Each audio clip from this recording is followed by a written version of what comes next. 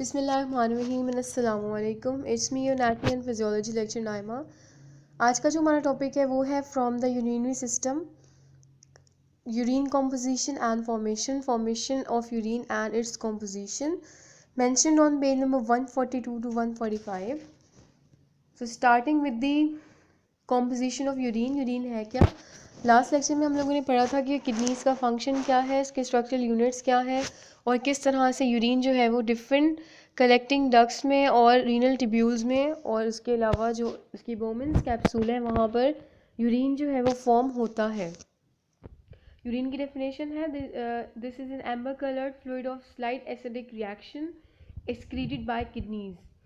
आपकी जितना भी ब्लड है, कार्डिक आउटपुट है, जो ब्लड आपका हार्ट पंप करता है उसका 25% जो है वो आता है आपके किडनीज़ के पास फ़िल्टर होने के लिए।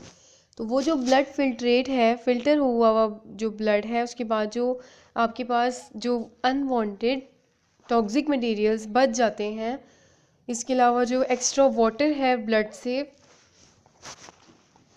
उसको हम कहते हैं यूरिन। ब्लड में से जब ब्लड जैसे ही आता है किडनीज़ के नेफ्रॉन्स के पास, नेफ्रॉन में आने के बाद सबसे पहले वो जाता है ग्लोमेरुलस में। वहाँ पर पहला स्टेप होता है किसका, फिल्ट्रेशन ऑफ ब्लड का। तो ब्लड से तमाम तर extra water, extra electrolytes, extra चीज़ें, अनवांटेड मटेरियल का जो एक मिक्सचर है वो फ्लूइड कहलाता है यूरिन, जिसका जो पीएच है वो एसिडिक होता है और जो इसकी कलर है that is dull एम्बर्ड colour.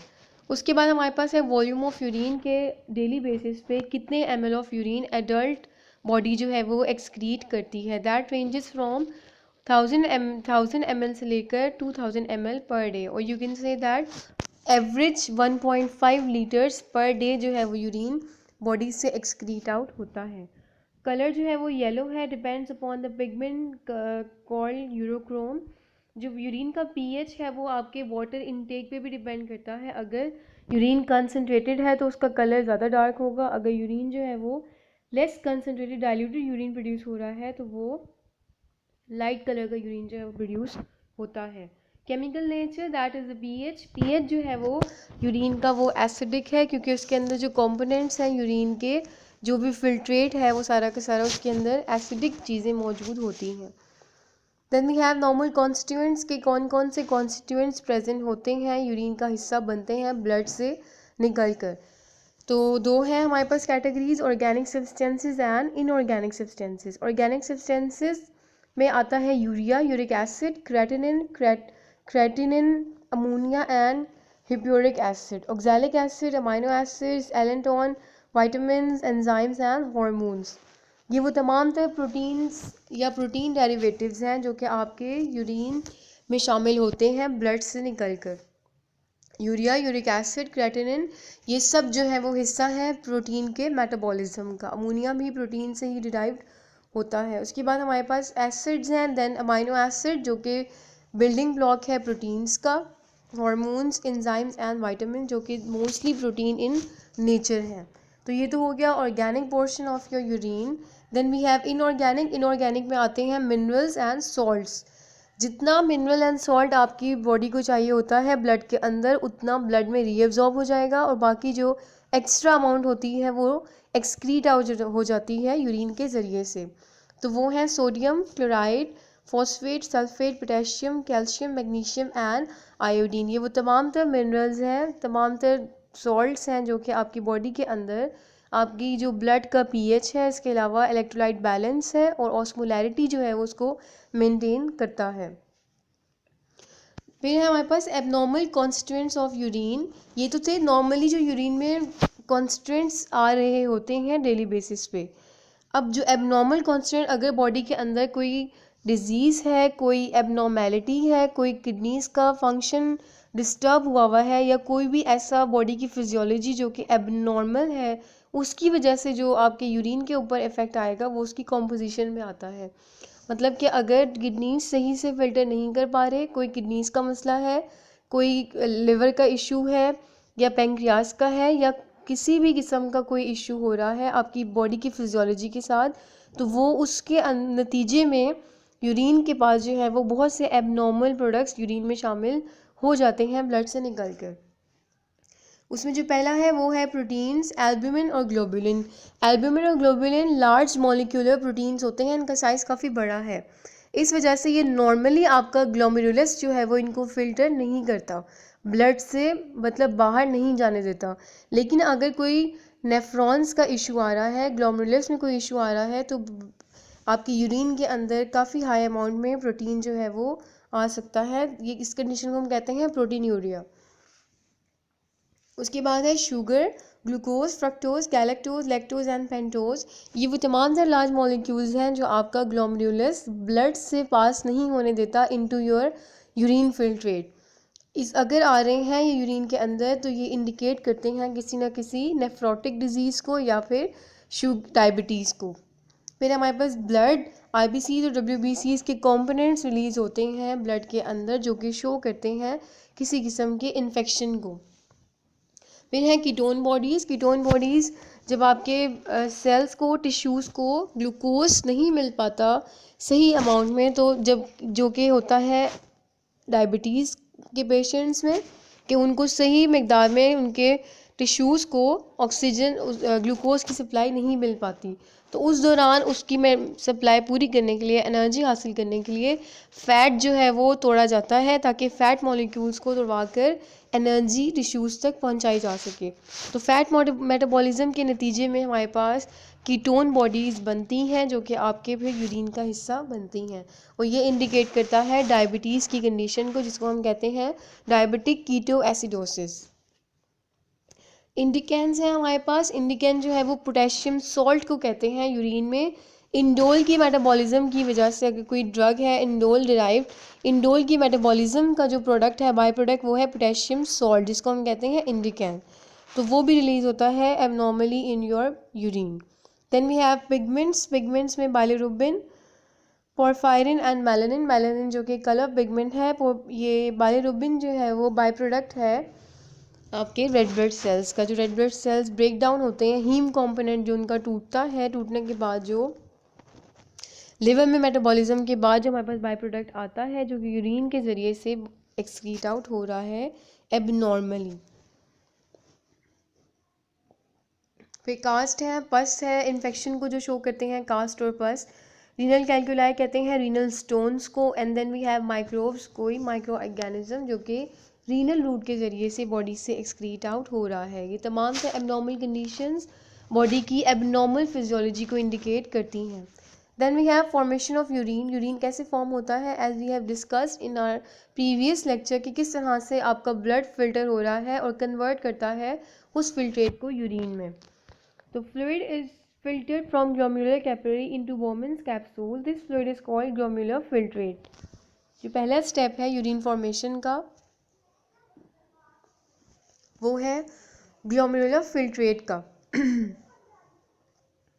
Glomerular filtrate का मतलब ये है कि जैसे ही आपका ब्लड आता है ग्लोमेरुलस में आने के बाद जो वो फर्स्ट टाइम जो फिल्टर हो रहा है, उस फिल्ट्रेट है उसको हम कहते हैं ग्लोमेरुलर फिल्ट्रेट। मतलब ब्लड जैसे ही ग्लोमेरुलस में आया, ग्लोमेरुलस ने जब उसको फिल्टर किया, तो वो फिल्ट्रेट जो ग्लोमेरुलस में बन रहा है उस फिल्ट्रेट को हम कहते हैं glomerular filtrate. Then we have the mechanisms, active transport and passive transport. Active transport और पैसिव ट्रांसपोर्ट यहाँ पर बताया गया है। जो रीनल ट्यूब्यूल्स हैं जो इन्वॉल्व होती हैं ब्लड की फिल्ट्रेशन में, वो किस तरह से आपके यूरिन में से जो एसेंशियल कंपोनेंट्स हैं, जो ज़रूरत की चीज़ें हैं, ज़रूरी इलेक्ट्रोलाइट्स हैं, मिनरल्स हैं आपकी बॉडी के, वाटर है, उसको किस तरह से वापस ब्लड में रीएब्जॉर्ब कर रही हैं आपकी रीनल ट्यूब्यूल्स से। तो पहली जो मैकेनिज्म है that is active transport. Active transport का मतलब है यहाँ पर हमें against the concentration gradient move करना पड़ेगा और एनर्जी जो है वो रिक्वायर्ड होगी इस प्रोसेस को करवाने के लिए। एब्जॉर्प्टिव एंड सिक्रीटरी, मतलब एब्जॉर्प्शन भी होगी यहाँ पर आइंस की। एब्जॉर्प्शन का मतलब है कि आपके फिल्ट्रेट से निकलकर ब्लड में दोबारा शामिल हो जाना, और सिक्रीशन का मतलब है ब्लड से निकलकर आपके फिल्ट्रेट में शामिल होना। तो यहाँ पर प्राइमरी एक्टिव एब्जॉर्प्टिव ट्रांसपोर्ट जो हो रही है वो सोडियम और कैल्शियम की होती है into your blood. Secondary active जो हो रही है वो है ग्लूकोज एंड अमाइनो एसिड की एब्जॉर्प्शन। वापस से ये ब्लड में ये तमाम तर चीज़ें शामिल हो रही हैं। Then we have secondary active secretory potassium, proton and urate ion. ये तमाम तर आइंस जो हैं वो सिक्रीट होते हैं आपके फिल्ट्रेट में। पैसिव ट्रांसपोर्ट में आता है ऑस्मोसिस। ऑस्मोसिस के ज़रिए से वाटर मॉलिक्यूल्स जो हैं वो मूव करते हैं। Then we have diffusion. Diffusion के ज़रिए से क्लोराइड आइंस और यूरिया जो है वो ट्रांसपोर्ट करवाया जाएगा। ये जो ट्रांसपोर्टेशन का पूरा प्रोसेस है ये हो रहा है आपकी रीनल ट्यूब्यूल्स में, ताकि जो यूरिन है और आपके ब्लड का जो इलेक्ट्रोलाइट बैलेंस है उसको मेंटेन किया जा सके। Then we have formation of dilute and concentrated urine. आपकी बॉडी के पीएच, बॉडी की ऑस्मोलैरिटी के लिहाज से पी जो यूरिन है उसको कंसनट्रेटेड और डाइल्यूटेड किया जाता है। किस तरह से? अगर आपकी जो बॉडी है उसके अंदर वाटर की कमी हो रही है, वाटर का लेवल बहुत ज़्यादा कम है, तो आपके किडनीज जो है वो वाटर को रिटेन करते हैं, मतलब कि बॉडी के अंदर ठहरा के रखते हैं, यूरिन में ज़ाया नहीं होने देते। इसी तरह से अगर आपकी बॉडी के अंदर वाटर बहुत ज़्यादा एक्सेस अमाउंट में है तो वो आपकी यूरिन जो किडनीज हैं वो उस एक्सेस वाटर को, एक्स्ट्रा वाटर को आपकी बॉडी से एक्सक्रीट आउट करेंगे। किसके ज़रिए से? डाइल्यूट यूरिन प्रोड्यूस करके। डाइल्यूट का मतलब है वो यूरिन जिसके अंदर वाटर ज़्यादा हो और सॉल्यूट्स जो हैं वो डिज़ोल्व सॉल्यूट्स कम हो। कंसनट्रेटेड का मतलब ये होता है कि उसके अंदर वाटर जो है वो कम होता है और जो डिज़ोल्व सॉल्यूट्स हैं वो काफ़ी ज़्यादा अमाउंट में होते हैं। तो बॉडी की कंडीशन को देखते हुए, बॉडी के ऑस्मोलैरिटी को देखते हुए, ऑस्मोलैरिटी कहते हैं इलेक्ट्रोलाइट बैलेंस को, वाटर आपके ब्लड और यूरिन का, तो उस बैलेंस को देखते हुए आपकी बॉडी जो है वो डाइल्यूट और कंसनट्रेटेड यूरिन प्रोड्यूस करती है। और ये किसने करना है? आपके किडनीज ने। The kidneys have an ability to alter the composition of urine in response to the kidneys body's daily needs. Body की जो डेली नीड है, डेली रिक्वायरमेंट है, अगर बॉडी की रिक्वायरमेंट ज़्यादा है वाटर की तो किडनीज जो है वो कम वाटर वाला यूरिन बॉडी से एक्सक्रीट आउट करेंगी। तो किडनीज के पास अथॉरिटी होती है कि वो आपके यूरिन की कॉम्पोजिशन को चेंज कर सकती हैं बॉडी की रिक्वायरमेंट के लिहाज से। thereby they maintain the osmolality of the body। फिर osmolality के हम कहते हैं वाटर इलेक्ट्रोलाइट बैलेंस के मेजर को।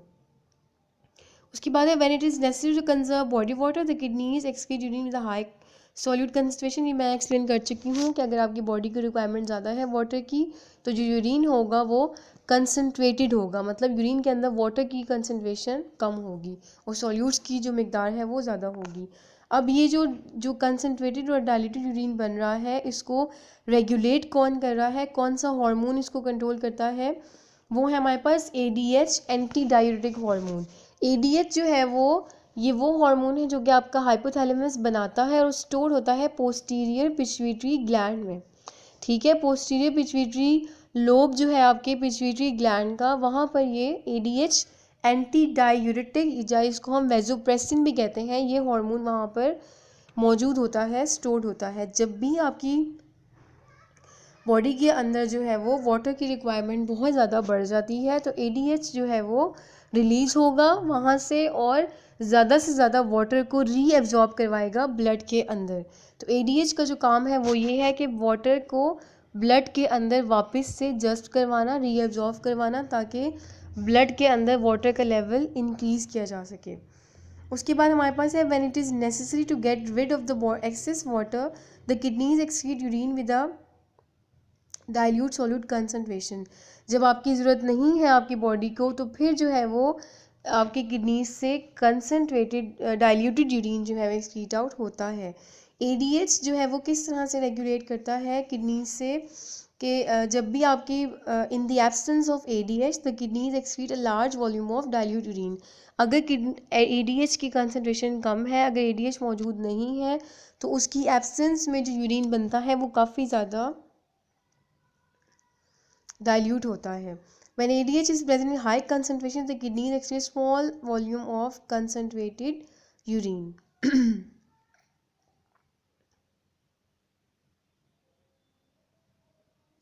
Components of concentrating and diluting system। जो आपके components, जो structures involved हैं नेफ्रॉन के यूरिन की कॉम्पोजिशन में, वो है हमारे पास the formation of urine that is dilute, hypoosmotic to plasma, dilute का मतलब है कि उसकी जो ऑस्मोलैरिटी है वो कम होगी प्लाज्मा के मुकाबले में। और concentrated hyper osmolar is achieve by the counter current system of the nephron. अब काउंटर करंट सिस्टम में कौन कौन से हमारे पास पार्ट्स मौजूद हैं जो कि यूरिन की कॉम्पोजिशन को चेंज करते हैं बॉडी की रिक्वायरमेंट के लिहाज से। Descending limb of the loop of Henle, thick and thin segments of the ascending limb, medullary interstitium, distal convoluted tubule, collecting duct, viscera recta, which are the vascular elements of the juxta medullary nephrons। ये तमाम तर वो parts हैं आपकी renal tubules के जहाँ पर आप जो है वो ADH एक्ट करके यूरिन की कॉम्पोजिशन को चेंज कर सकता है। Summary for dilute urine formation, decrease osmolarity of ECF, extra cellular fluid के अंदर जब इलेक्ट्रोलाइट्स कम हो जाएंगे तो उसकी ऑस्मोलैरिटी कम हो जाएगी। कम होने की निस्बत में जो ADH की सिक्रीशन है वो भी कम होगी। जब ADH कम अमाउंट में सिक्रीट होगा तो जो रीअब्जॉर्प्शन हो रही है वाटर की in late distal tubule, cortical collecting tubule and in collecting ducts वो भी कम हो जाएगी। उसके बाद जो है उसके रिजल्ट में क्या होगा, more water is excreted in urine and diluted urine. Obviously पूरा सर्कल बताया गया है कि अगर आपकी बॉडी के अंदर जो ECF की जो ऑस्मोलैरिटी है अगर वो कम हो रही है तो उसकी वजह से कम अमाउंट में ADH सिक्रीट होगा। ADH की कमी की वजह से जो रीअब्जॉर्प्शन हो रही है वाटर की वो भी कम हो जाएगी। किस में, इनटू द टिब्यूल्स में जो रीअब्जॉर्प्शन हो रही है वाटर की वो कम होगी, जिसकी वजह से ज़्यादा यूरिन जो है वो ज़्यादा से ज़्यादा वाटर जो है वो यूरिन में एक्सक्रीट होगा और इस तरह से यूरिन क्या होगा, डाइल्यूट होगा। तो जितना कम आपके पास ADH होगा जो यूरिन है वो उतना ही ज़्यादा डाइल्यूट होगा। जितना ज़्यादा आपके पास ADH होगा ब्लड के अंदर जो यूरिन है वो उतना ही ज़्यादा कंसनट्रेटेड होगा। ADH anti diuretic hormone. तो इस तरह से ये ADH जो है वो कंट्रोल करता है यूरिन की कॉम्पोजिशन को। ठीक है।